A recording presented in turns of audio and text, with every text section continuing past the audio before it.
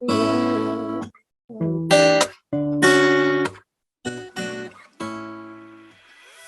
to the Possibility Action Network podcast. I'm your host, Stephen Middleton, aka Possibilityman. We are committed to bringing you guests who strive to better people's lives and serve as a force for good in the world. Our guest today is Simona Mango.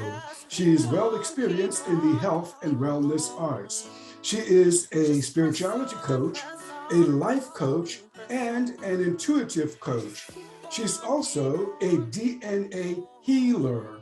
She recognizes that optimal health comes from the inside out, and she points individuals back to their intuitive sense of well-being. Simona, welcome to the show today. Oh, thank you, Stephen. So happy to be here. Well, look, I have a lot of questions for you, but first, this program note to our listeners and viewers. Follow, like, and share this podcast wherever you find it. Our sponsor information is below the description of this show. Well, Simona, look, you're doing a lot of things in the world today, and you're also an accomplished mezzo-soprano. Take us back, looking back, did you see yourself, being a coach, a singer, and did you see this coming? You mean as a small kid? When you were a little kid, that's right. When did you begin seeing this picture? Yes, I did see it all coming. It's really funny. I was really, really small. I had never been to a concert before. And for some reason, I knew that I'm the one who sings in front of the choir. Don't ask me why. Wow. Yes, I knew that. I was listening to records at home. My parents had vinyl recordings with choirs and soloists, and I like Christmas albums and opera arias with a choir and that kind of stuff. And I saw myself. I knew that I was the one standing in front and singing the solo parts, and then the choir would come in. Uh-huh. I knew this only from recordings, but I knew I was that one. So I saw that one coming. And the coaching side, yes, because I was born a coach. That's what I've always done. And also as a singer, I've coached so many singers. I still am a voice teacher, singing teacher, vocal coach. And this means, of course, repertoire coach and all of that.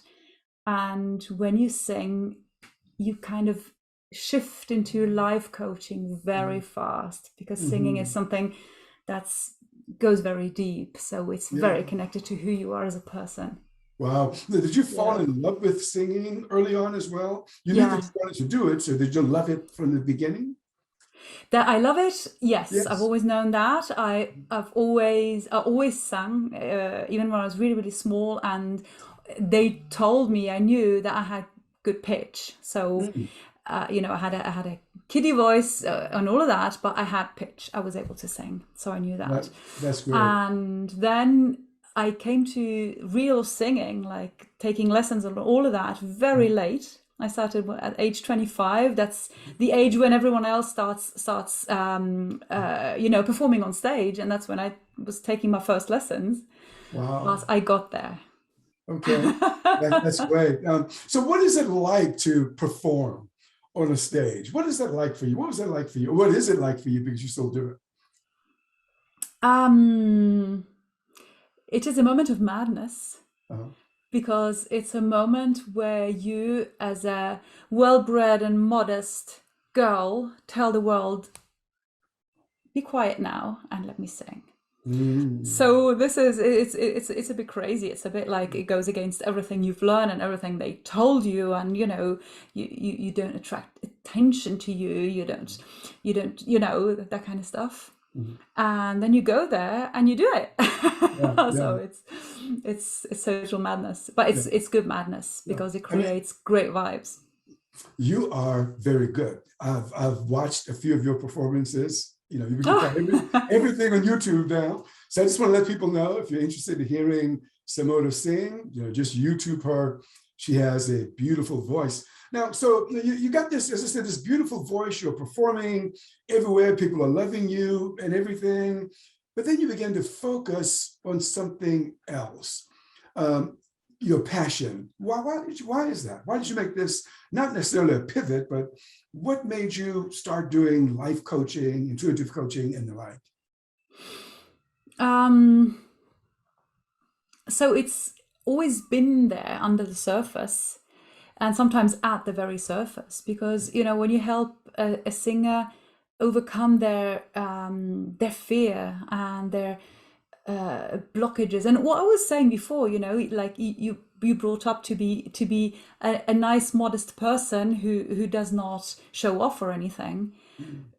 Singing like that, which is incredibly loud, because opera singing was invented in a time when there were no microphones, there was no amplification. That's why you have to be so loud, because you have to come over like an orchestra pit with God knows how many people in there playing like mad. So you have to be really, you can't sing opera like quiet and not disturb anyone. If you sing opera, if you sing classical music, you are really, really loud. So there's no way you can hide or anything. So this means overcoming a lot of that, be quiet, you shouldn't be heard, you shouldn't disturb, you shouldn't. And even when you pursue it as an art, so many people are still very deeply conditioned that you shouldn't be doing this. This is not. So you're excused because it's a form of art. But still, it's very tough to be there 100% and say, hey, I'm producing 100 decibel, just shift if you don't like it. I can't be any quieter. That's what I'm doing. Yeah. So that, and stage fright and all of that. So that's why you really, really come to life coaching, because it's real situations, life situations, that with this, from the perspective of a singer, are sometimes not really easy to handle. Yeah. So I'm sure you learned a lot about finding your purpose, growing up, because you seem to have found yours. So one of the things that you offer, in your practice is to help people find their purpose. Tell me about that. How do you help someone find their purpose in life? Yeah. Well, our purpose is something that deep down inside somewhere we know what it is. But many of us have not been really allowed to live it, because your family wanted, we're a family of doctors, we're a family of lawyers, we're a family of I don't know what. And maybe you're an extravagant artist and you come from a family of solicitors, and this is just not on. And or other expectations, from family, school, society, whoever, or your own fear as well. And you kind of put it aside and say, well, this is nice as well, this is safe, I'm good at that, this is okay. And we kind of trick ourselves into accepting, sometimes even enjoying, something that is not the real thing. It will do, but it's not the real thing. And sometimes this leads to unhappiness. Often, if you ask me. Yeah. Do you think we all have a purpose? Yes. And it's possible for us to discover it? Yes. So our main purpose, the purpose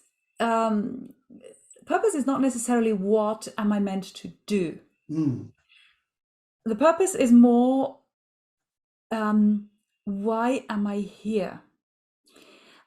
The purpose is much higher. Your purpose is much higher than a job description.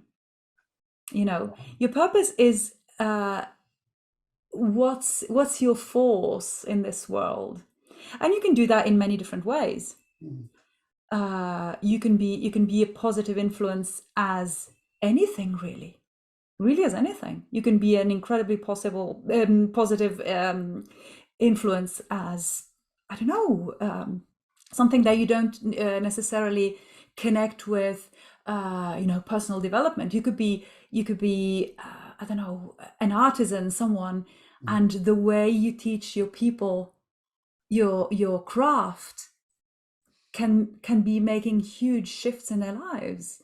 Mm. Or you could be a big, world-known spiritual leader, spiritual teacher who moves millions. You could. It doesn't matter. So if your purpose is to cause positive change and help people develop and help people be happy, you can do that in many different ways, at many different levels. That's your purpose. And then if you decide to be a baker or a teacher or an astronaut, that's so many things. That's up to you. It's a matter of choice. But you have to know why you're doing it. Your purpose is more your why than your exact what, I believe. Mm-hmm. Can a person be living on purpose and not know it? That is, yeah, can a person be living on purpose and not know that they're living on point, their purpose? Yes, and the way to to measure that, Mm. to just gauge, am I living on purpose, yes or no, is how do I feel? Ah. If we feel like our emotions are mostly positive, Mm. mostly, we're looking forward, we're eager, we're happy, Yeah. then bet you anything we are close to our purpose. If we Yeah. find in general, that life is a struggle and we're dealing with negative emotions a lot, Yeah. then I bet you anything we are far from our purpose. Right. Yeah. I like that. I get that. That's awesome, Simona. Thank you for that. But you also in this work talk about it's possible for a person to live from the soul. We've kind of been stirring around in there, but I want to add your word soul here and talk to us about that, living from the soul. Yeah. So living from the soul is what small kids do Mm. before they get, I say, brutally knocked off their track. Mm-hmm. That's what happens. If you see a small kid, they are really living in their soul. Yeah. They are doing what their soul tells them to do because their mind is not telling them a lot. Not yet. So they're driven by their soul. Oh, I like that. Oh, this is beautiful. Oh, I fancy that. Oh, I want that. Let's go there. Look at this. Or, eagerness and enthusiasm and wanting to see more and wanting to have fun and wanting to be happy. Yeah. That's what our souls want. Wow. Our souls, that's what they want. Uh-huh. Our souls want happiness is even a bit too small a word. Mm. Our souls want love. They are made of love. And love is a big thing. It takes many facets. But your soul wants you to do things that you love and wants you to love your life and love the people around you and love, I don't know, everything, the planet, everything, nature, what you see, what you do, what you are. Yeah. So help us. When you say soul, what do you mean? So by soul, I mean, people call it many different things. They call it your higher self. Mm. They call it your inner being. It's the part of us that is not our mind and our body. Mm. There is a big part of us that is, yeah, it is part of us. It's not visible. Our body is visible. Our mind is visible, as in, our personality, our identity, our thoughts, all of that. Our soul is the bigger part of us. Body and mind are actually the smallest part of us. What we see with our senses and the way we interact with other people is a small part of what's happening. The bigger part of us is spirit. Spirit, as in universal energy and consciousness. And our consciousness is eternal. Our body is not. Our mind is not either. When we die, our body goes, our mind goes with it because it's a product of our brain. That's physical and it goes with the body. None of that stays. But our consciousness, the portion of universal intelligence that is in us at the moment, stays and keeps going. it Mhm. it it's it keeps on his journey. Yeah, Yeah, that's good to know. Yeah, in writing yeah. about purpose and you hearing you talk about purpose, you've used a word, and I'm not sure if I've ever seen it associated with purpose. And the word was mission. That word I took from something that you said. And let me add it, let me make it into, put it in the form of a question. Is it possible for a person, and now correct me if I'm looking at this wrongly. I heard, when I saw mission, I thought, boy, this seems to be stronger. Is it possible for a person to discover a mission for his life in this case? Um, it is totally possible. Mm. It's not always easy. It's not always necessary either. Because, for some people, just living a happy life Mm. is their mission, is what they came here for. Yeah. You can come, souls come here and are born into bodies and families and societies and all of that Mm. for different purposes. Some people are just born because they want to help, or because they want to, they like a very clear mission.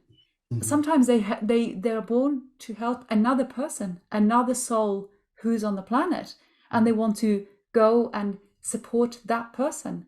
So they are born to be the brother of that person, the mother of that person, or the kid of that person, or that mother of the person. Yeah, if they're born before. But Yeah. sometimes souls do go in groups. They do go in families. They do go. A soul is not isolated. Yeah, I get that. That's good. Because I heard someone say, she said that she just wanted to become a mother, Mm-hmm. and that's what she wanted. And that Yes. delighted her. So you're saying it doesn't have to become, a world leader, but it could be something like being a parent or whatever. That could Being be a parent is a big mission. It's a big mission. yeah, And yeah, yeah, absolutely. yeah. I had a very interesting call a couple of months ago. It was actually a group webinar. And there was a lady in her, I believe, early 60s or something like that, Uh-huh. who was wondering what her life purpose was. Because she Mm. said, I always wanted to be a mother, and my kids are now grown up. They've got their own families. They've flown out of the nest. And then she had this realization. We were talking, and letting thoughts flow, and I was pointing her a little bit. And then she had this thing that I am a mother. Not only am I a mother to my kids, Mm. obviously, but I'm here because I'm a mother. I'm a mother. That's what Yeah, I am intrinsically.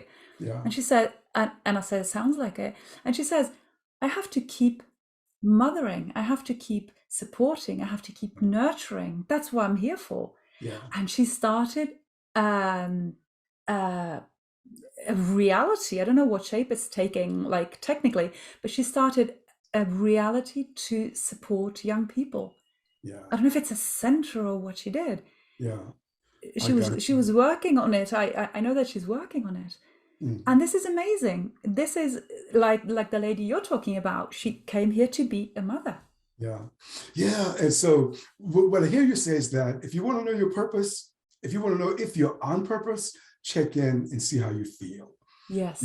If you are really, if you're suffering to do what you're doing, that's probably not it. No, that's Okay. right. That's Yeah. right.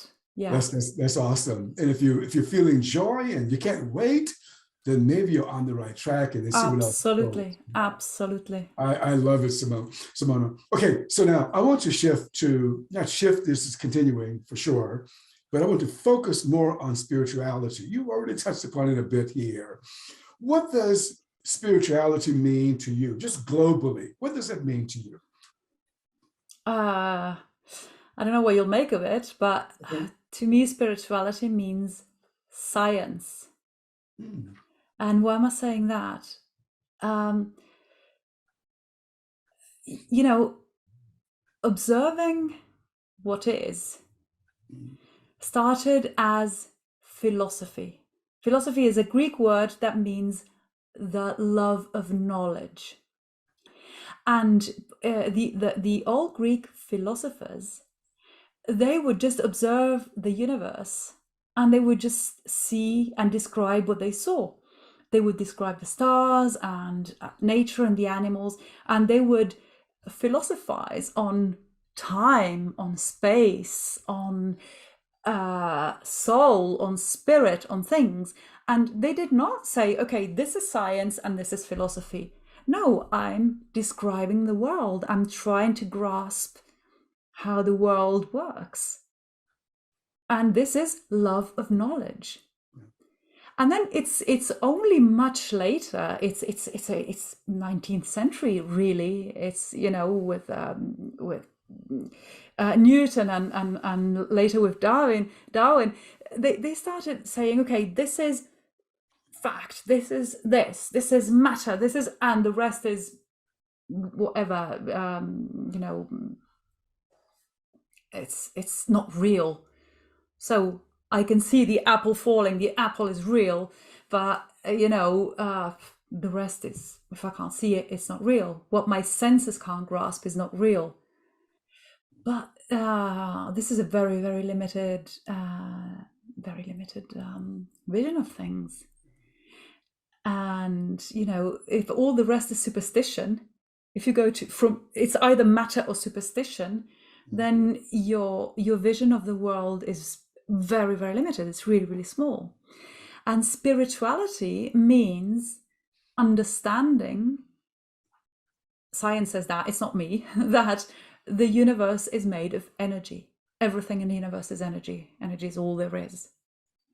And if you think of light is energy, sound is energy, warmth is energy, and even matter is energy. It's just a condensed, slower vibrating, slower frequency energy.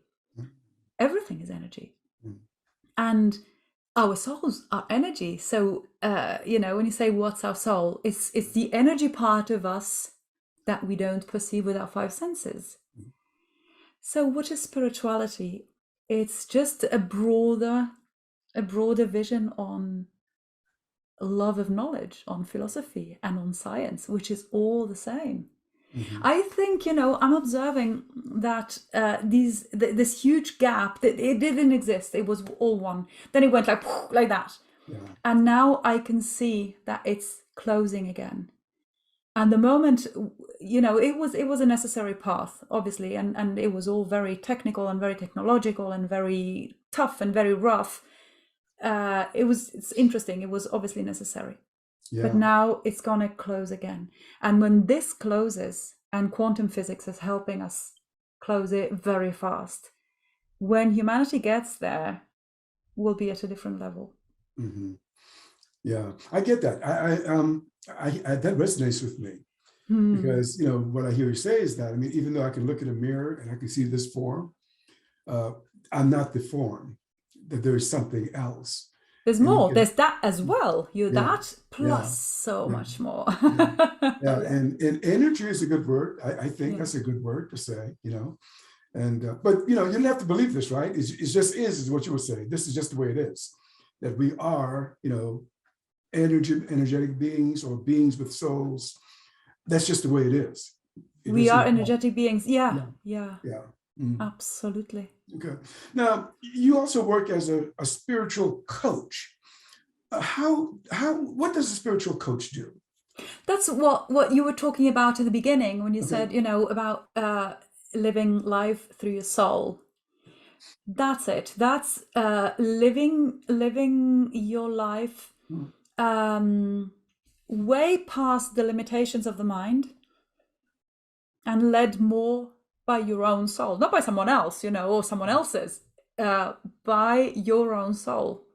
The problem is that we don't listen to our soul very carefully. We don't hear it very well because we've got so much noise in our heads coming from the mind and coming from reality and coming from everything, you know, so many distractions, that fast-paced reality we live in and all of that. And listening to our own soul, our own inner guidance, is not easy because there's just too much noise. Mm. And we are led to believe that this is wrong, that we shouldn't do that. We should do, we should play by the rules, learn the rules, respect the rules, do what's expected from us, and do it. And that's the difference with a small kid. The small kid doesn't hear much of that. They hear their soul, and they follow their bliss. They follow their expansion. They follow their enthusiasm. Right. And we don't do that enough. Yeah. So we are these powerful beings, but yet a lot of people struggle with, with doing what they want to do because of limiting beliefs. Is there anything that a person can do if they feel? Yeah. I like that you said there were these powerful beings, because this is exactly it. It's a blessing, but it can be a curse. And for many of us, it is a curse. Why am I saying that? Because, our thoughts are energy. And whatever we think broadcasts vibrations out there. We have this electric activity in our brain also, it's just we're a walking electromagnetic field. We just walk through the universe with our bubble of energy around us, and we brush other people's bubbles and we walk through them, and and the way our thoughts are really powerful. They are so powerful that they create what we see. So being powerful and aware is wonderful, because then you create what you want to see. But being powerful and unaware means that you are creating random things, can be good, can be bad, at top speed and out of control. And whatever you have in your life, you created. Yeah. I'll go as far as to say, people say, yeah, but that was an accident that happened to me. Yes, it could not have happened to you if you did not resonate at an energy level with that kind of phenomenon, of that kind of thing happening. Yes, but they betrayed me. Yes, they betrayed you, but you created the energy space where they can betray you. I got ill. Yes, illness is the same. It's your energy field. Yeah. I know this might sound a bit like, oh my God, for some people, but that's why it's so powerful. You are so powerful. I'm tracking with you, because I've heard people say, I would never do public speaking because I am nervous. I am scared. Well, you have to ask, right? Who is creating that? The moment you say it, you're creating it, right? First of all, the moment you say you're creating it, and I'm a very down-to-earth kind of girl, I would say you're scared. So what? Do it the same. Do it all the same. I'm afraid. All right, just do it. Right. Yeah. Yeah. I'm sure you're afraid. Yeah. We all are. It's okay. Just do it. As a young man, I remember I was so, and this is most people out there, I was so afraid of public speaking. Oh my gosh, I would try to run away before I did it. But in telling myself I was afraid, I was creating more of the same. But I could have very easily, right, Simona, told myself something else, and I would have created more of that thing. Yes. Yeah. Yes. Wow. Absolutely. It's funny that you should say that, because I was so afraid of singing in public. And what do? I become a singer. Something. I was so afraid of what we were saying before, being seen and having attention on me. And what do? I go on stage. Yeah. That's something. I'm not having that. Yeah. So this, I find this to be good news. And I hope that the people who listen and watch this podcast would get it, because you're saying is that, look, we are these powerful beings. This is just the way it is, whether you recognize it now or not. So that's right. yeah. And then you're also saying to us is that you can connect to your, to what your purpose is in life. Yes. Because Yes. Okay. You can fine tune your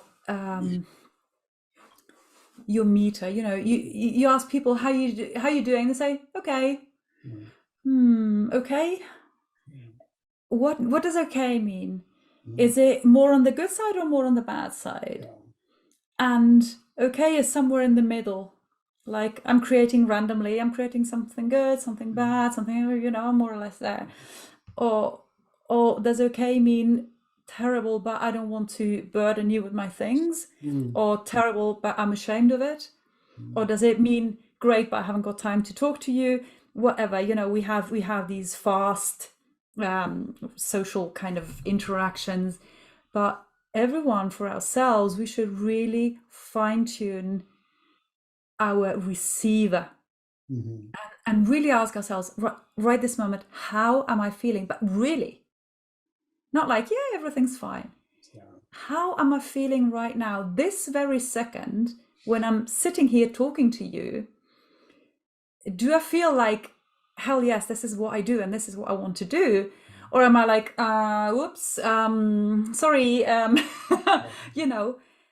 and most people that come and look, for help and want to talk about this is because they feel that they're always doing things that they'd rather not be doing. It can be jobs, families, can be anything. And when you acknowledge that and you say like, oh my God, then you can start shifting. Yeah. I love it. I love it. But as you're speaking, you're reminding me to pay attention. Pay attention to what? To how you feel. To how you feel. Yeah, I like it, Simona. Okay, so I want to take a look now at health, especially, well, not only the health of the body. I also want to spend some time with the health of the mind. But I want to start, though, in your introduction, I mentioned that you are a DNA healer or DNA coach. What is that? And what is that first? What do you mean by that? So DNA healing is totally off the mainstream kind of therapies. This is it's a form of energy healing. Energy healers work with very strong intention. Intention is a very powerful energy. It brings us back to what we were saying before. Our thoughts and intention is a form of thought, and intention is very powerful, especially if you can feel it. If it triggers a feeling in you of like, this is right, I want this, I'm passionate about this, you can shift energy for people. You can move energy for people. That's how all forms of energy healing work, from Reiki to you name it. All of these things, they work like that. Now, DNA healing is a form of energy healing, of intuitive healing, where you, I don't know if the word will mean a lot to you, but tune in to someone, like you open your intuition to receive information from someone. And when you do DNA healing, you tune into people's DNA, and DNA has its own energy, strong energy, very strong energy, and it will kind of talk to you, will tell you things. And if I see someone's DNA, I don't see it like if I were looking at it under the microscope. I just get images as if I were looking at someone's subconscious mind or that kind of stuff. It's images that I get. There's quite a few of us who do that, and we all get similar information. the magical thing about DNA, why it's so powerful, is because DNA is where our body and our soul come together. So if you're in your body and your mind is working because it's part of your brain, where does the soul enter the reality? Where's your soul? Where is it? It's in each and every one of your cells. Wow. Yeah, science is going back to what all ancient cultures knew. They knew it intuitively. They knew it because they were just open to knowledge. Like kids are. Kids know that, but then obviously we forget that. But our DNA is I think 99% is non-coding DNA. Like 1% of our DNA has got the genes that says, how tall we are, color of our eyes, color, whatever, traits, character, all this stuff. And 99% of that was called junk DNA.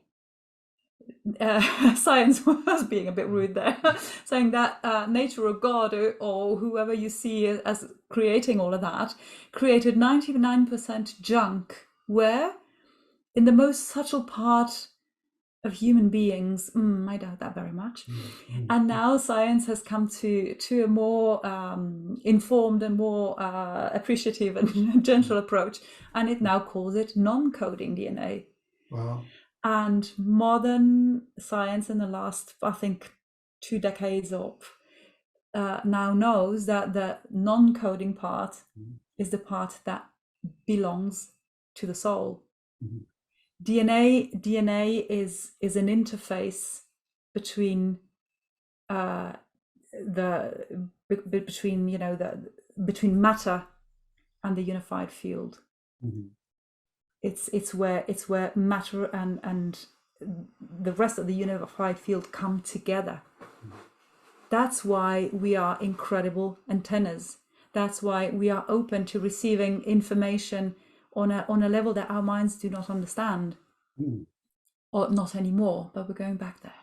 Right. We're going back there. Wow. So you believe that the body can heal naturally without invasive, not to say that it shouldn't happen, but interventions, dangerous interventions, like medical. Yes, it can. Okay. It can. So I want to follow up with that. Do you have the same impression about the mind? Some people are really struggling with emotional, mental health illnesses. Can that also be restored? Yes. Everything can be restored. The problem is we often don't know how to do it. The possibility exists 100%, but more often than not, we don't know how to do it. We don't know that it's possible. And even if someone tells us and we come to kind of believe it, yeah, all right, okay, if you say so, well, how do I do it? But the question is definitely yes. I like that. The answer. Yeah. I'm so glad you used the word possible, because that's why we started the Possibility Action Network for sure. Yes. So when you look at the landscape of, healthcare, body health today, especially in the Western world, how are we doing? I live in the United States, and I'll tell you, if I were to go to the Center for Disease Control website, they will list all kinds of chronic conditions that seem to be running rampant in our country. And the best that we, I can't say the best because some doctors are doing some different things, but we're throwing a lot of medicines at it. And then the medicines have side effects. So how can we deal with some of this from your standpoint as a DNA healer? I'll come from a much more relatable standpoint first. It's our lifestyle. Apart from all the energy work that we can do, and it's a lot, but our lifestyle in the West, it's not only the United States. I mean, Europe is following right behind, and now it's going to Asia. I mean, if you see Japan, they are starting to adopt all our Western kind of things, and they're losing their really healthy traditions, and they're struggling with the same stuff we struggle with over here. Our lifestyle is creating a huge environmental, social, economic disaster. Yeah.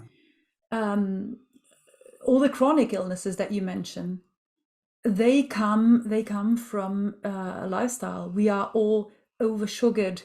We are all full of chemicals from processed foods, colorings, flavorings, preservatives, what do you call them? Taste enhancers and all of that kind of stuff. These things just undermine our health. Right. These things completely confuse our system. They completely confuse our hormones. We lose the ability to produce the right amount of the right hormones in the right order. That's why we don't feel, for example, we're always hungry. We don't feel satiated anymore. And this is not normal. This is because of what the sugar is doing to all of us, and sugar is creating lots of dementia, all the obesity, the diabetes, all the cardiovascular disaster.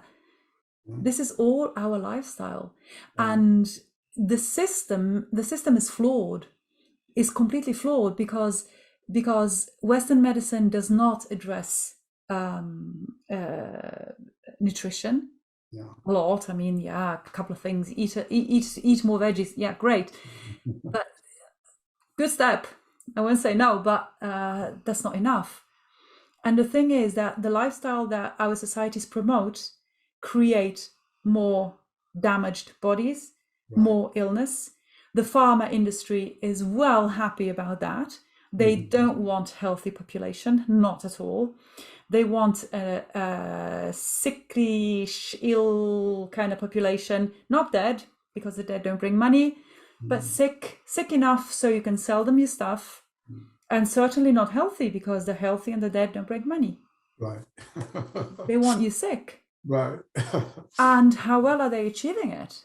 Very, very well. Yeah. Simona, just this morning, I just saw maybe 30 seconds of a documentary about dairy farmers.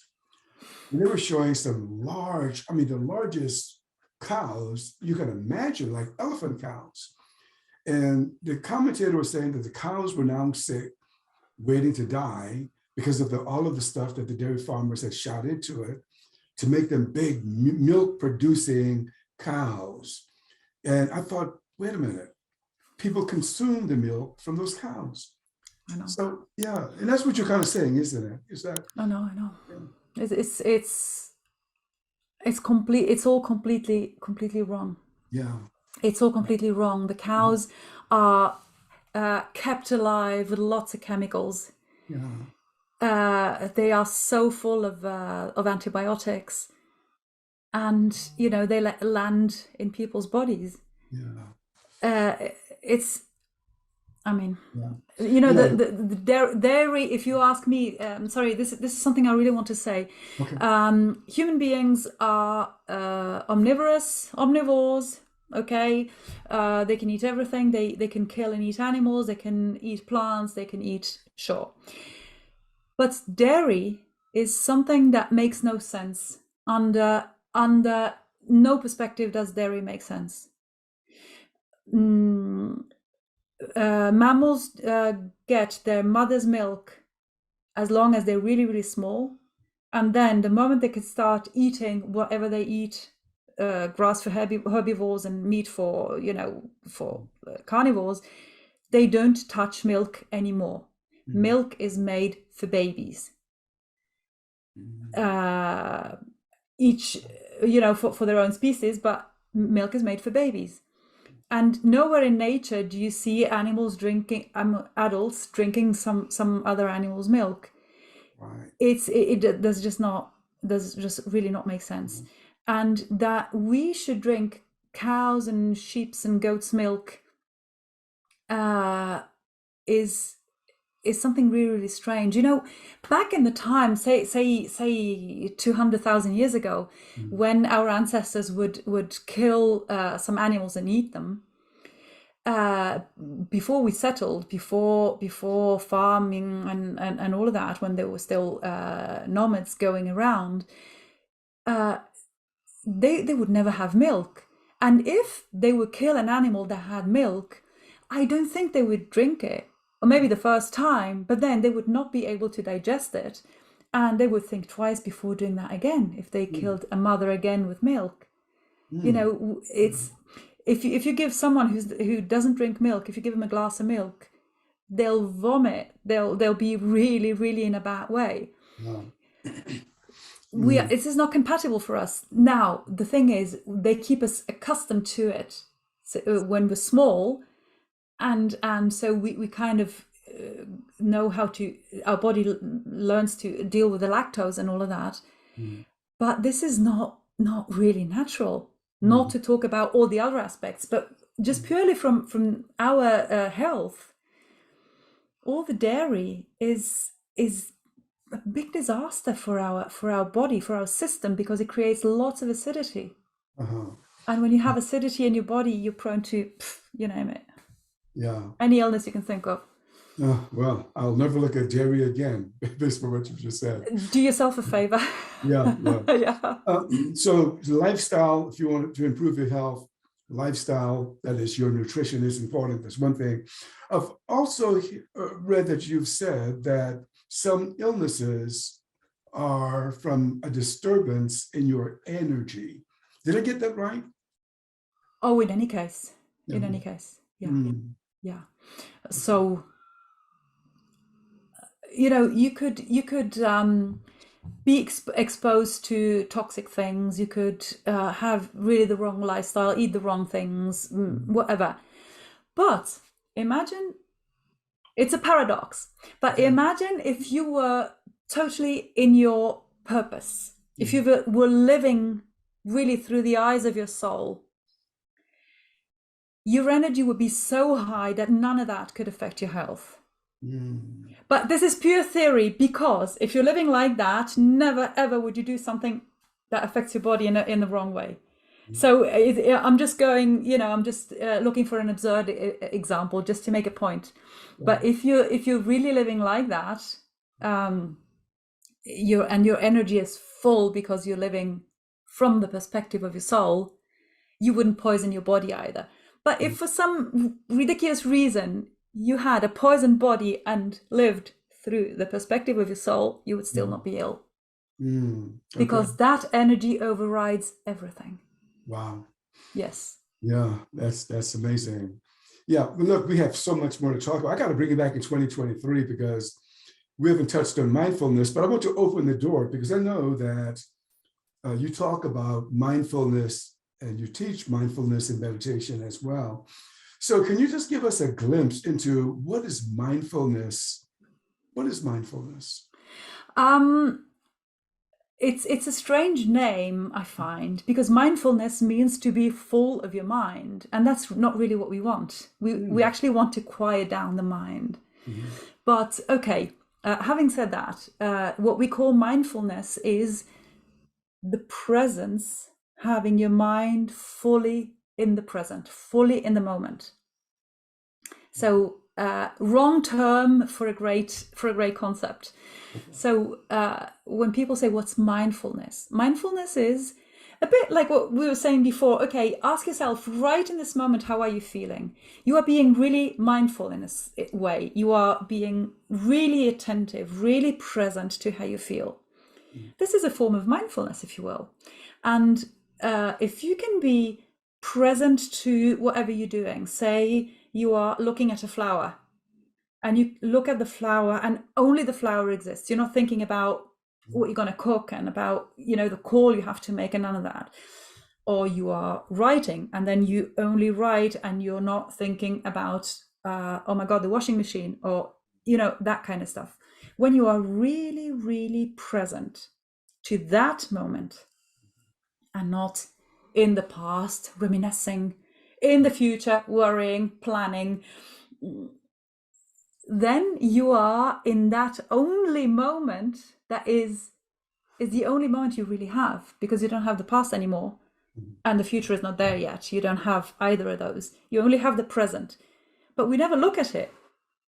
We're in the present, always looking back or forwards. Simona, you've helped me so much on that subject. I'll tell you why. Because what fell into me from what you just said was that if you're drinking a glass of water, drink that glass of water. That's what fell into me. Because I was thinking, gosh, mindfulness, I got all of these things to do in the day. When do I have time to practice mindfulness? But is that too simplistic, though, for what I just said? Yeah. And now at the moment, the highest achievement for everyone is to be multitasking. Don't do that. Don't multitask. Do one thing at a time and do it fully. So in meditation, when we say mindfulness, it's a way of practicing presence. They say enter your mind. You will never be able to enter your mind. Forget it. But I don't believe you can really enter your mind. You can learn to observe your mind. Observe it like if you were watching a movie. Okay, I'm watching the movie. This is not me. This is a movie. And you can observe what's going on in your mind like that, which is a very healthy thing to do. But emptying your mind, you can do it. My secret for that is to get rid of language. If you can think about something or watch something and not comment on it inside, not have words popping up, then this is a good way of emptying your mind. But it's taken me about 20 years of practice to do that. But being in the present is the only moment you have. Okay. And that is mindful. That's awesome. Is there anything else you care to share with us that I haven't asked you about already? Yes. Yes. It's basically my main purpose, my main why, my main mission on earth, or whatever. It really, really dawned on me last summer. I'll tell you a story. I was ill. I had the worst flu of my whole life. I was floored, and I was so tired that I couldn't even read or even not even scroll through social media. There was too much hard work. I was so battered. And that's one of those moments where my mind shut down completely, because simply there was no energy to run it. I had no energy. And that's when, when the soul gets a word in, when the mind finally shuts up and the soul gets a word in. And that's when I got this straight download, this straight boom of why do I do what I do? Why? It's because I want to, the reason I came here, I now know, is because I want to experience nature on this planet. Again, I love nature here and I want to help it. I want to protect it. I want to enjoy it. And I think that our environment is our main concern right now. We're always thinking about other things, but our environment, we are poisoning it. And we have to start looking after it a bit better, like our bodies. The way we look after our bodies, we need to look after our environment. And another thing that I know for sure, about 100% I put my hand on the fire, is that when you're living through the perspective of your soul, when you're living from your soul, you are automatically, naturally in tune with nature. Wow. It cannot be otherwise. When you incarnate as a human being on this planet, You are part of its nature.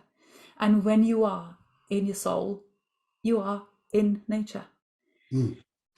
So I created, together with 4 fellow coaches, I'm creating a new community. It's really small, it's growing. We created a platform for it. It's called Keepers of Mother Earth. Wow. And it is all about finding our lost connection with nature. And it's not through climate action or, that kind of stuff from the outside. It's from the inside. We are all aiming at helping people back into their own souls, because we know that the moment they land in their souls, they land in nature. Wow. So we're approaching it from the inside, from that way. That's amazing. Wonderful. Thank you for sharing that. Thank you. Okay, so look, it has been my pleasure talking with you today. Wonderful. Okay. You've been listening to or watching the Possibility Action Network podcast. Our guest today has been Simona Mango.